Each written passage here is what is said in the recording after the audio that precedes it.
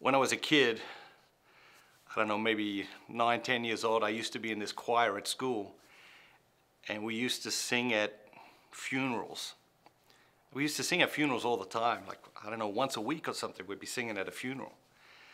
And for some reason, it really had an impact on me, and it really, I don't know, just sort of put in my mind the idea that life really is short, and that we do all end up dying, and that we're only passing through this place. We are pilgrims. You know, this is not home. You know, this is just, we're just passing through here, and it is easy to forget that. It's easy to get caught up in life and forget that all of this is temporary, and that we're just passing through here. And some people might say, well, that's a bit dark, or that's a bit grim, or that's a bit depressing, or whatever. But I don't feel that way at all. I think that it is actually very, very healthy for us to spend some time thinking about death from time to time. As we make this journey toward Easter, and especially when we go into Holy Week, we will spend some time thinking about death. We'll spend some time.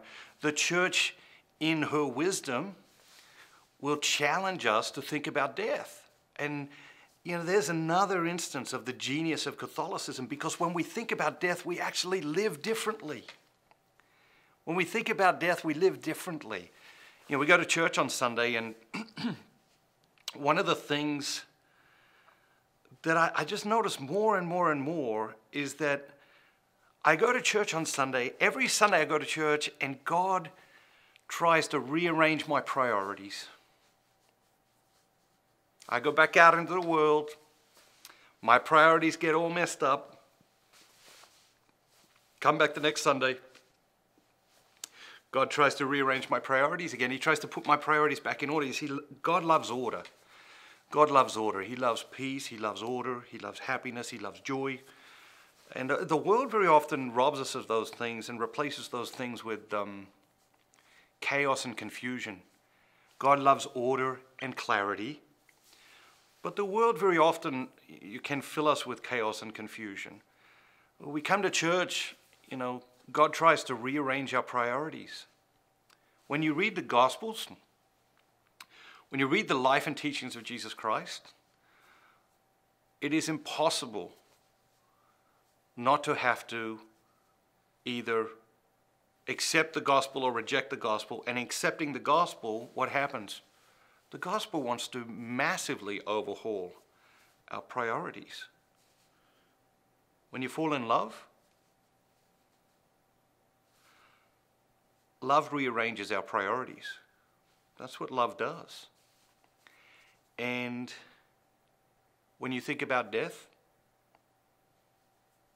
death rearranges our priorities. If you knew you had 3 years to live, what would you change on your schedule this year? If you knew you had 3 years to live, what would you change on your schedule this week? It changes things, doesn't it? And so from time to time, it's just really healthy for us to think about death.